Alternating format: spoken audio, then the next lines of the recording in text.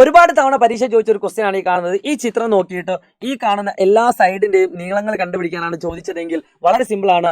ആദ്യം നമ്മൾ നോക്കേണ്ടത് ഇവിടെയുള്ള എല്ലാ അളവുകളും 1 ആണോ എന്ന് ചെക്ക് ചെയ്യുക.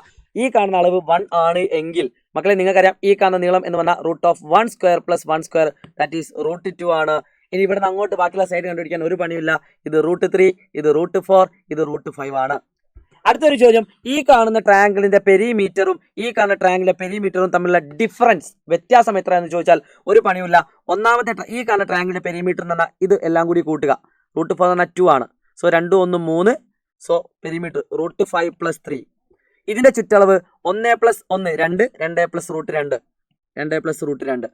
അപ്പോൾ തമ്മിലുള്ള വ്യത്യാസം എന്ന് പറഞ്ഞാൽ അത് തമ്മിൽ സബ്സ്ട്രാക്ട് ചെയ്താൽ മതി. That is √5 + 3 - 2 - √2. സോ √5 3 2 കുറച്ചാൽ 1 - √3. So this is the final answer. ഇത്രയും ഞാൻ ഫുൾ മാർക്കാണ്.